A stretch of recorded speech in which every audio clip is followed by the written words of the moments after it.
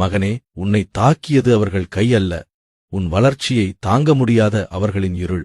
நீ நியாயமாக உந்தாய், நீ அமைதியாக இருந்தாய், நீ யாருக்கும் தீங்கு நினைக்கவில்லை, அதனால்தான் உன்னை தாக்கினார்கள். பொறாமை என்பது உன் தோல்வி அல்ல, அது உன் வளர்ச்சிக்கான சாட்சி. மனிதன் முன்னேறும்போது அவன் மீது கல் விழாது, அவன் மீது கண்கள் விழும். அந்த கண்களே இன்று கைகளாக மாறி உன்னை தாக்கியிருக்கலாம். ஆனால் நீ அடிபட்டதால் நான் விலகவில்லை, நீ காயப்பட்டதால் நான் மறையவில்லை. உன் கண்ணீர் ஒவ்வொன்றும் என் வேலின் முனையில் விழுந்து நியாயமாக மாறிக்கொண்டிருக்கிறது.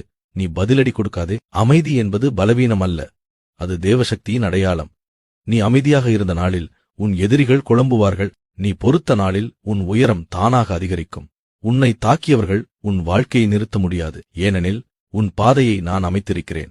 இன்று நீ தனியாக இருப்பது போல தோன்றலாம், ஆனால் உண்மை என்ன தெரியுமா? உன் முன் நான் நிற்கிறேன், உன் பின்னால் என் வேல் இருக்கிறது, உன் காலடியில் உன் நியாயம் இருக்கிறது. காலம் வரும், அன்று உன்னை தாக்கியவர்கள் உன் அமைதியை பார்த்து தங்கள் செயலை நினைத்து தலைகுனிவார்கள். அதுவரை நம்பிக்கையுடன் நட, அமைதியுடன் வாழ், உண்மையை விட்டுவிடாதே. முருகன் உன்னோடு இருக்கிறார். பொறாமை உன்னை அழிக்காது, உயர்த்தும்.